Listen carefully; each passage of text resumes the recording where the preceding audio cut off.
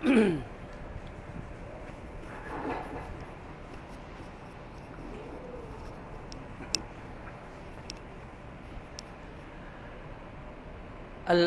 لله. إن الحمد لله نحمده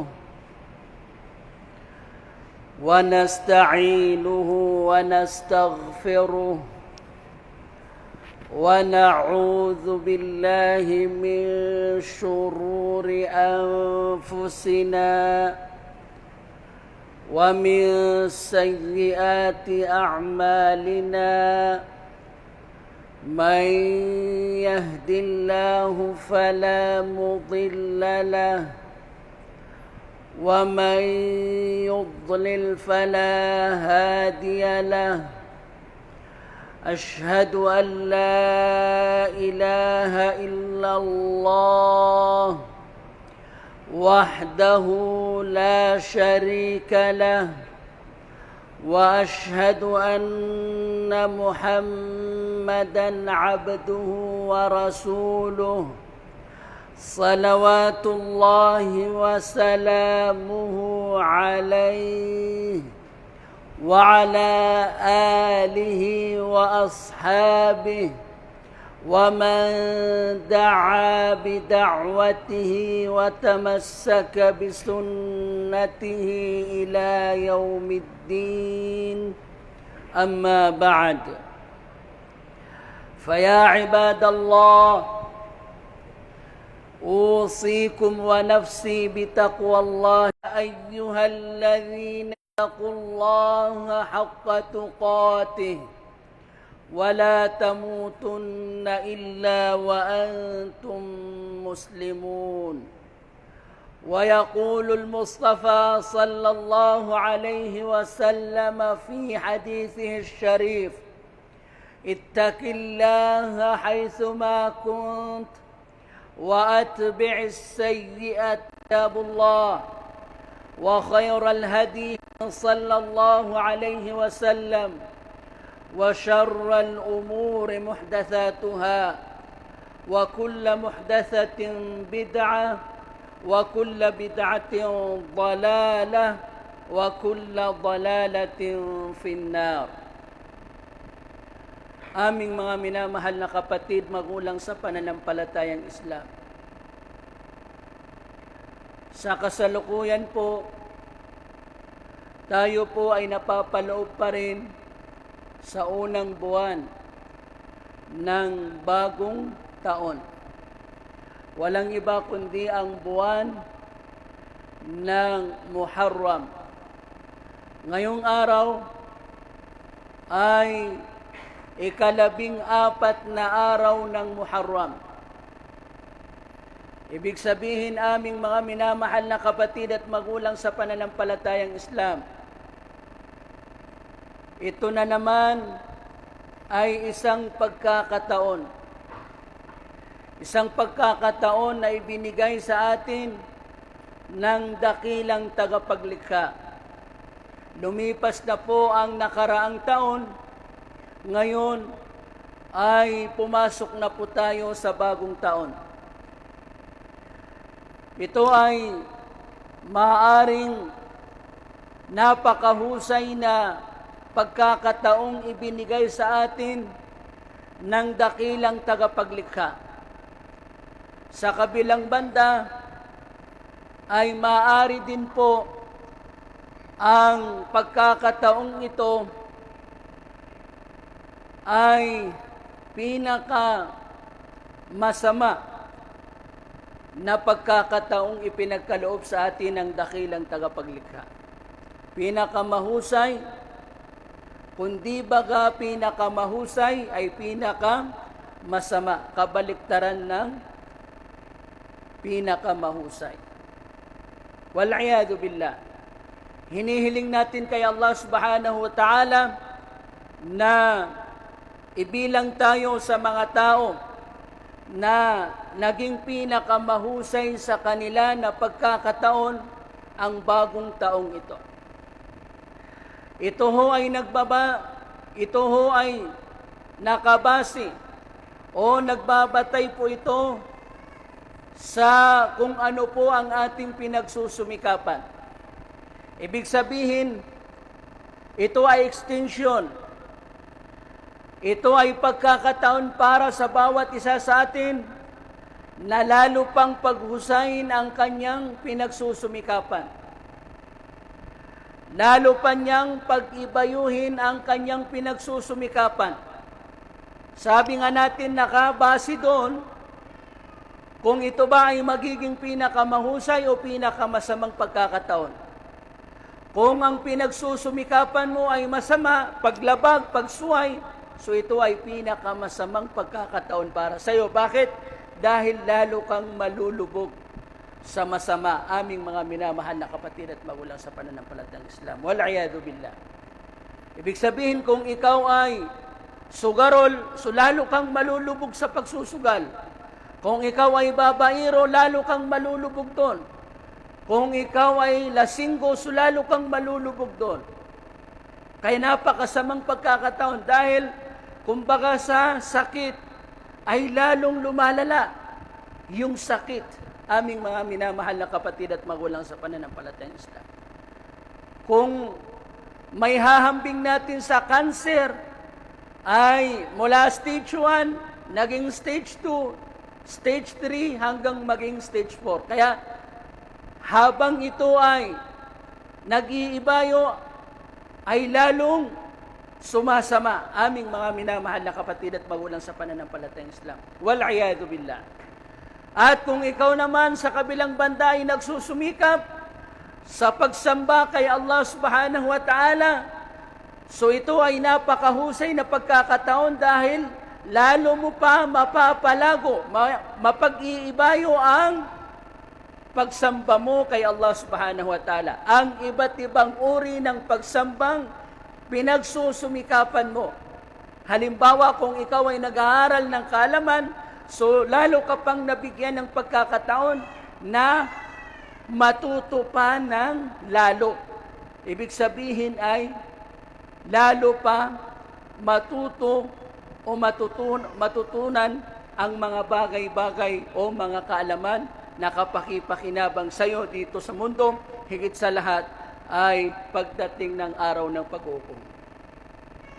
Aming mga minamahal na kapatid at magulang sa pananampalatayang Islam, ito ay katulad ng isang punong kahoy. Ang bawat isa sa atin ay katulad ng isang punong kahoy. Ang isang puno, aming mga minamahal na kapatid at magulang sa pananampalatayang Islam, ay marami itong pakinabang. At ang pangunahing pakinabang nito ay ang kanyang mga bunga. At kung hindi naman ito namumunga, so mayroon pa rin siyang pakinabang. Maring ito ay panangga sa init, panangga sa malakas na simoy ng hangin, panangga sa malakas na buhos ng ulan, o di kaya ay magiging panggatong na lamang ang puno na yan, aming mga minamahal na kapatid at magulang sa pananampalatayang Islam. Kapag hindi na namumunga ang isang puno, so titingnan natin kung ito ba ay mayroon pa siyang nagagawang mabuti. Mayroon pa ba siyang silbi para sa atin? Katulad ng ating nabanggit. Kung hindi ito namumunga, ito ba ay nagsisilbi bilang panangga sa init? Ito ba ay nagsisilbi bilang panangga sa hangin o di kaya ay sa ulan at yung iba pa? At kapag napagtanto natin na wala na itong pakinabang katulad ng ating mga nabanggit, so ano ang huling gagawin natin? O ipagpapasya natin? So, tatanggalin na lamang yung puno na yon at gagawin na lamang siyang panggatong, aming mga minamahal na kapatid at magulang sa pananampalatayang Islam. Ang dakilang tagapaglikha ay nagwika sa Quran na kung saan nagbigay siya ng halimbawa o ginawa niyang halimbawa ang isang puno, isang mahusay na puno at ang isang masamang puno. Sinabi ng dakilang tagapaglikha na ang halimbawa ng isang puno na mahusay, bago ang ayat na yon, aming mga minamahal na kapatid at magulang sa pananampalatayang Islam, ay winika ng ating mahal na propeta Muhammad sallallahu alaihi wasallam noong tanungin siya patungkol sa kung sino ang pinakamahusay sa mga tao at kung sino ang pinakamasama sa mga tao. Ayun nasi khair, sino sa mga tao ang pinakamahusay o mabuti? Ayon sa nagtanong, isang lalaking dumating kay Propeta Muhammad at siya'y tinanong, ayun nasi khair. Sumagot si Propeta Muhammad sallallahu alaihi wasallam at kanyang sinabi, man tala umruhu wa hasuna amaluh. Ang pinakamahusay sa mga tao ay kung sino ang humaba ang kanyang edad at kasabay ng paghaba ng kanyang edad ay humusay na rin ang kanyang gawa. Yun ang pinakamahusay. Kaya sinasabi natin kanina na ang pagkakataong ito ay pinakamahusay para sa mga taong nagiging mahusay, nadagdagan yung kanyang edad at kasabay nito ay lalong humusay ang kanyang mga gawa. Ibig sabihin, ang kanyang relasyon kay Allah subhanahu wa ta'ala, ang kanyang pagsunod sa mga ipinag-uutos ni Allah subhanahu wa ta'ala at ang kanyang pag-iwas mula sa mga ipinagbabawal ni Allah subhanahu wa ta'ala. Naging mahusay siya doon. At tinanong naman siya muli ng lalaki na yun, wa ayyun nasi syarr, at sino naman sa mga tao ang pinakamasama? At tumugon ang ating mahal na propeta Muhammad sallallahu alaihi wasallam at sinabi niya, man qala umruhu wa sa'a amaluhu. Ang pinakamasama sa mga tao ay ang taong humaba ang kanyang edad, sa kabila nito o kasabay nito ay lalong lumala ang kanyang kasamaan, ang kanyang mga masasamang gawa. So diyan natin kailangan imuhasaba, kwentahin ang ating mga sarili, yung dumaang taon, alin ba ang mas maraming nagawa mo doon? Alin ba ang napag-ibayo mo sa nakalipas na taon? At alin ba ang pag-iibayuhin mo sa susunod na taon o sa kasalukuyang taon?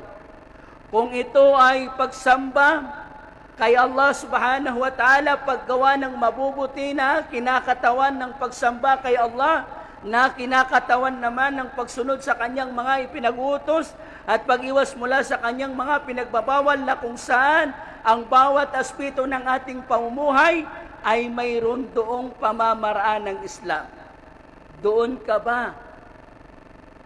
ba nag-improve ang lumipas na taon? At doon ba mag-i-improve ang gawa mo sa kasalukuyang taon, sa pagpasok ng taong ito? At kung gayon ka, ikaw ay kabilang sa pinakamahusay sa mga tao. Sa pagtitinda mo halimbawa, alin ang mas malaking bahagi nito o ng pamamaraan nito? Alin ang mas malaking bahagi ng pamamaraan nito? Alin sunod sa pamamaraan ng Islam? Kung gayon, ito ay napakalaking pagkakataon sa iyo. At kung ito naman ay labag sa Islam, ito ay napakasamang pagkakataon sa iyo. Bakit? Dahil lalo kang malulubog sa kasamaan na yon. Aming mga minamahal na kapatid at magulang sa pananampalatayang Islam. Ganon din sa anumang ating pinagsusumikapan. Hindi kailangan isa-isahin natin. Aming mga minamahal na kapatid at magulang sa pananampalatayang Islam. So ganon po, yun po ang ibig sabihin ng ating sinabi na pinakamahusay o pinakamasama. Kaya nga po, itong si Ibnul Qayyim rahimahullah, bago natin banggitin yung sinabi ni Allah subhanahu wa ta'ala patungkol sa isang puno. Isang punong mabuti at yung isang punong masama. Sinabi ni Ibnul Qayyim rahimahullah, nang sa gayon ay ilapit sa ating pag-unawa, nang sa gayon ay mabisualize natin, makita natin, maabot ng ating imahinasyon, yung gustong ipahiwatig sa atin ng dakilang tagapaglikha. Yun naman talaga ang bahagi ng ating mga pantas na ipaliwanag sa atin ang sinabi ni Allah subhanahu wa ta'ala, ang sinabi ng ating mahal na propeta Muhammad sallallahu alaihi wasallam. Ano ho ang sinabi ni Ibnul Qayyim rahimahullah? Isa sa tanyag na pantas ng mga kamusliman. Sinabi niya, as-sanatu syajara. Ang isang taon ay isang puno. Ito ay isang punong kahoy. Ash-shuhuru furu'uha. Ang mga buwan, ang 12 buwan na mayroon sa isang taon, ang siyang mga sanga ng puno na ito. Wal ayyamu aghsanuha. At ang mga araw, mahigit 300 days na mayroon sa buong taon. Ang mga araw na ito, ang siyang mga sangay. Dahil ang isang puno may mga sanga at yung sanga na yon ay nagkaroon din ng sangay. Wasa'atu awraquha, at ang 24 hours. 12 hours sa umaga, 12 hours sa gabi. 24 hours. Yung mga oras na yan, 24 na oras na mayroon sa loob ng buong araw at ng gabi. Ang mga oras na yan ang siyang mga dahon ng punong ito. Tanong, kung ang mga buwan ang siyang mga sanga at ang mga araw ay ang siyang mga sangay, at ang mga oras ang siyang mga dahon, ano yung bunga nito? Wal anfasu thamaratuha. At ang mga paghinga. Ito, nakakahinga tayo ngayon. Ibig sabihin, yung buhay natin mismo na kinakatawan ng ating paghinga, ang siyang bunga ng puno na ito. Faman kanat anfasuhu fi ta'atillah fathamaratu syajaratihi tayyibah. At sino man ang kanyang mga paghinga, ibig sabihin pagsusumikap, yun yung ating mga pagsusumikap, yun yung ating mga kilos, mga gawa. Ang sino man ang kanyang mga pagsusumikap o mga gawa ay nasa ta'a. Ibig sabihin ay pagsamba kay Allah subhanahu wa ta'ala, Ibig sabihin ay sinusunod niya sa anumang aspeto ng kanyang pamumuhay ang pamamaraan doon ng Islam. Kung sa pagtitinda, kung sa pamilya, sa pag-asawa, pakikipagkapitbahay, ang pagiging leader, ang pagiging mamamayan, ang pakikisalamuha, lahat ng aspeto ng kanyang pamumuhay. Kung lahat ng ito ay sinisikap niyang alinsunod, nakakakilos siya alinsunod sa pamamaraan ng Islam, yun na yung pagsamba. Nagagawa niya sa pagsamba, fathamaratu syajaratihi tayyiba, dahil doon ang bunga ng kanyang puno ay mahusay, maganda, matamis, kapaki-pakinabang. Aming mga minamahal na kapatid at magulang sa pananampalatayang Islam, aalagaan siya. Siya yung dapat na inaalaga ang puno. Kapag ang isang puno matamis ang kanyang bunga, ay alagang-alaga yan. Aming mga minamahal na kapatid at magulang sa pananampalatayang Islam. وَمَنْ كَانَتْ أَنْفَاسُهُ فِي مَعْصِيَةٍ, at sino man ang kanyang pagsusumikap ay sa paggawa ng kasalanan o pagsuway kay Allah subhanahu wa ta'ala, fathamaratu syajaratihi hanwal, dahil doon ang bunga ng kanyang puno ay napakapait. Napakapait, hindi makain. Ibig sabihin, ang kanyang itinudulot ay puro kasamaan. Anong dapat na ginagawa sa ganung puno? Tinatanggal, pinuputol, at ginagawang panggatong. Aming mga minamahal na kapatid at magulang sa pananampalatayang Islam. Kaya nga sinabi ni Allah subhanahu wa ta'ala, وَاتَّقُوا النَّارَ الَّتِي وَقُودُهَا النَّاسُ وَالْحِجَارَةُ,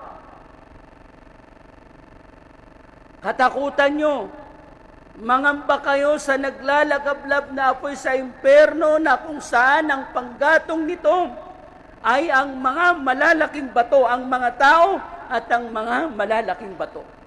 Magiging panggatong na lamang ang tao sa naglalagablab na apoy sa impyerno kapag ang kanyang pamumuhay dito sa mundo, ang kanyang pagsusumikap ay wala kundi sa pagsuway kay Allah subhanahu wa ta'ala sa anumang kanyang pinagsusumikapan. Katulad ng ating pinanggit kanina. Kaya kailangan natin ng self-evaluation. I-evaluate natin yung ating mga sarili bago pa mahuli ang lahat. Dahil ito ay maring malaking pagkakataon, maring napakasamang pagkakataon, aming mga minamahal na kapatid at magulang sa pananampalatayang Islam.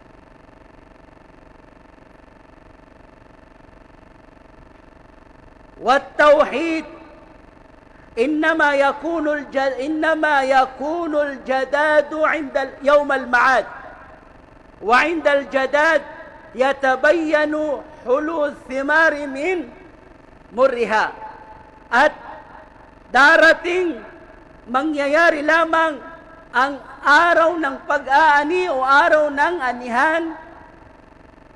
Kailan? Sa kabilang buhay, sa araw na itinakda.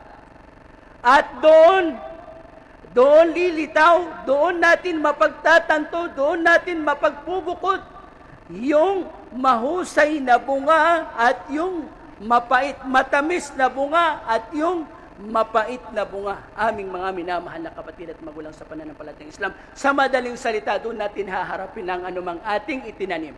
Aanihin natin doon ang anumang ating itinanim nung nabubuhay tayo dito sa mundo.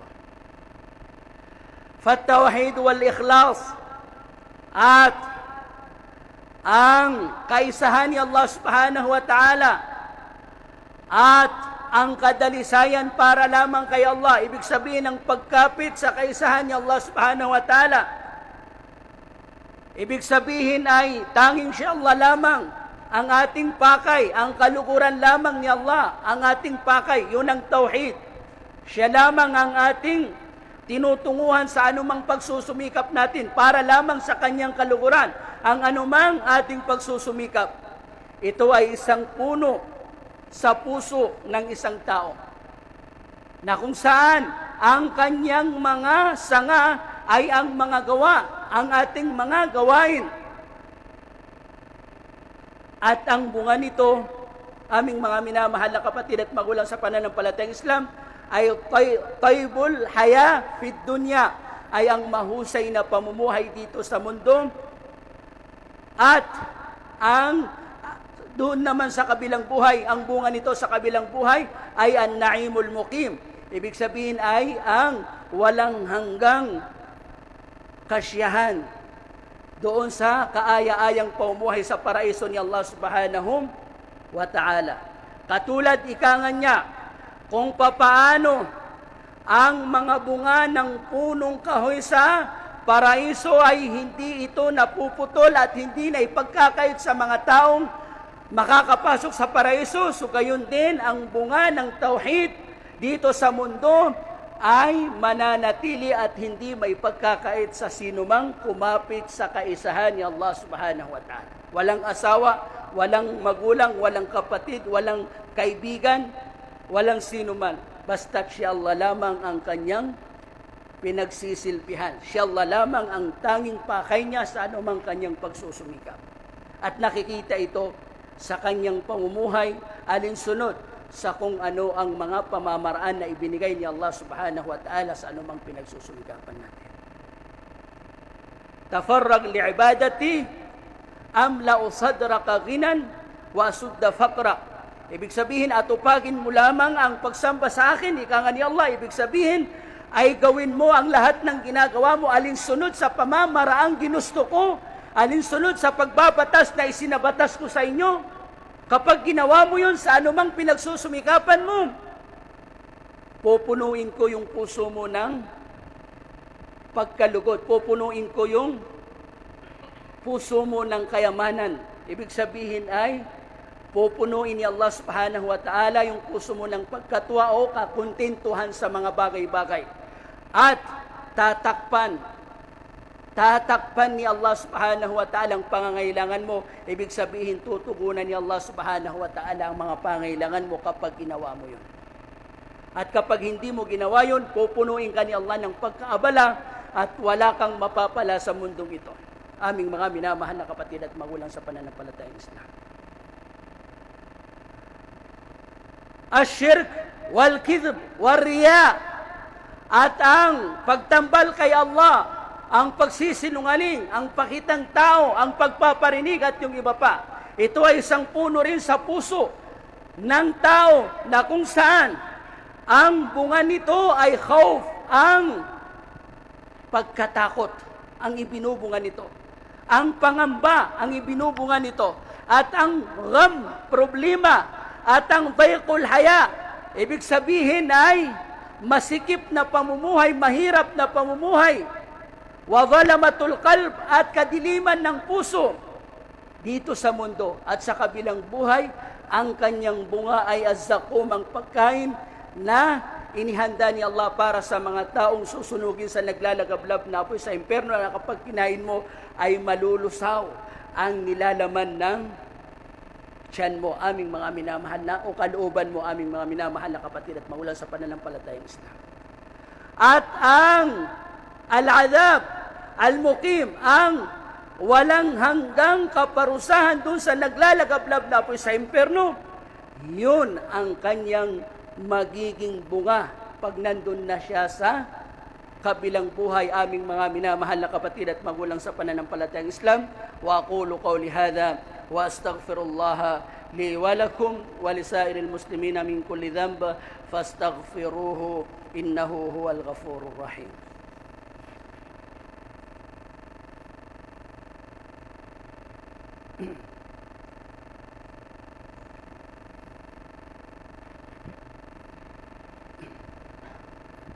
Alhamdulillah wassalatu wassalamu ala asyrafil mursalin habibina Muhammad wa ala alihi wa ashabihi ajma'in. Amma ba'd. Aming mga minamahal na kapatid at magulang sa pananampalatayang Islam, ano ho yung sinabi ni Allah na ibinigay na halimbawa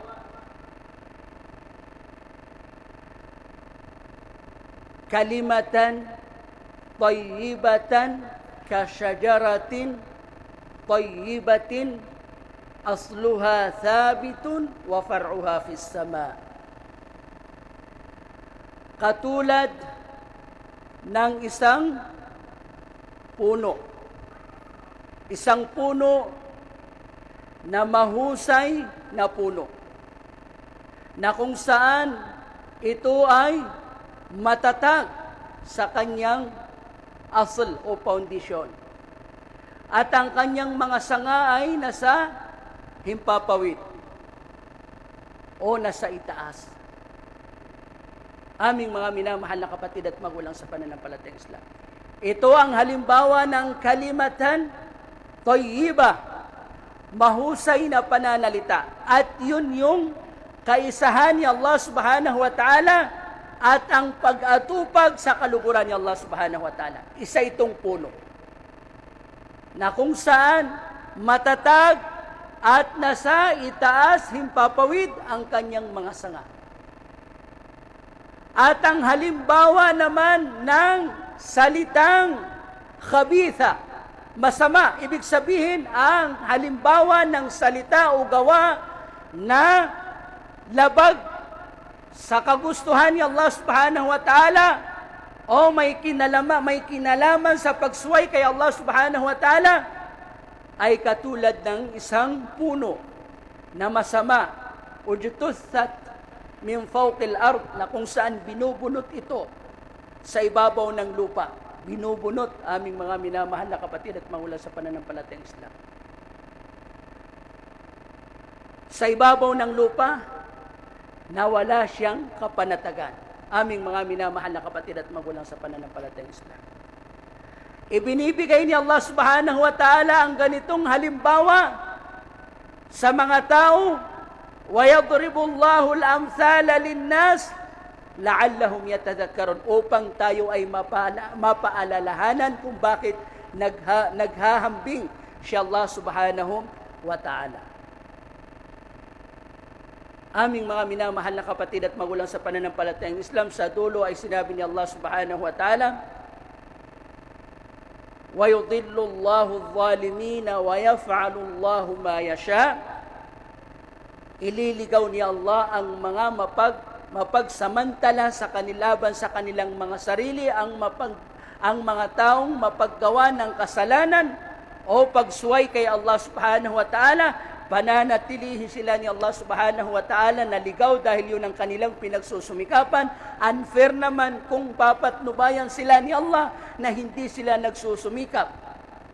Hindi kailanman papatnubayan ni Allah ang taong hindi niya ito pinagsumikapan, sapagkat makatarungan ng ganap ang ating Panginoon o si Allah subhanahu wa ta'ala, at igagawad lamang ang kanyang patnubay sa taong pinagsumikapan nito, katulad ng kanyang sinabi, وَالَّذِينَ جَاهَدُوا فِينَا لَنَهْدِيَنَّهُمْ سُبُلَنَا. Silang mga nagsumikap patungo sa amin. Ibig sabihin, wala silang inatupag kundi ang aming kaluguran. Walang pagdududa na papatnubayan namin sila sa mga daan patungo sa amin. Ibig sabihin, sa iba't ibang aspeto ng kanyang pamumuhay, magagawa niya ang aming ikinalulugod o magagawa niya doon ang ikinalulugod ni Allah subhanahu wa ta'ala, na siya namang susi na ibigay sa kanya ni Allah subhanahu wa ta'ala ang walang humpay at walang hanggang biyaya ni Allah subhanahu wa ta'ala, na ni minsan ay hindi ito sumagi sa kanyang isip. Aming mga minamahal na kapatid at magulang sa pananampalatayang Islam, inna Allah wa malaikatahu yusalluna 'alan nabi ya ayyuhalladhina amanu sallu 'alaihi wa sallimu taslima. Allahumma salli 'ala Muhammad wa 'ala ali Muhammad kama sallaita 'ala Ibrahim wa 'ala ali Ibrahim wa barik 'ala Muhammad wa 'ala ali Muhammad kama barakta 'ala Ibrahim وعلى آل إبراهيم في العالمين إنك حميد مجيد. وقال ربكم ادعوني أستجب لكم آمين يا رب العالمين. اللهم إنك أمرتنا بالدعاء ووعدتنا بالاستجابة وها نحن ندعوك برحمتك يا أرحم الراحمين. اللهم اجعل هذا العام الجديد بداية الانطلاق إلى ما فيه خيرنا وخير للإسلام برحمتك يا أرحم الراحمين. اللهم اجعلنا فيه بالإيمان كاملين، ولفرائضك مؤدين، وللزكاة فاعلين، وعلى الصلوات حافظين، وفي الجنة داخلين، ومن النار ناجين، ومن حور العين متزوجين، ومن حوض نبينا محمد صلى الله عليه وسلم شاربين شربة لا نظمأ بعدها أبدا برحمتك يا أرحم الراحمين. اللهم أصلح لنا ديننا الذي هو عصمة أمرنا، وأصلح لنا دنيانا التي فيها معاشنا، وأصلح لنا آخرتنا التي إليها معادنا، واجعل الحياة زيادة لنا في كل خير، واجعل الموت راحة لنا من كل شر برحمتك يا أرحم الراحمين. اللهم اغفر لنا ذنوبنا ولوالدينا وارحمهما كما ربيانا صغارا، ولجميع المؤمنين والمؤمنات والمسلمين والمسلمات الأحياء منهم والأموات، وأتبع بيننا وبينهم بالخيرات. رب اغفر وارحم وأنت خير الراحمين. سبحان ربك رب العزة عما يصفون، وسلام على المرسلين، والحمد لله رب العالمين.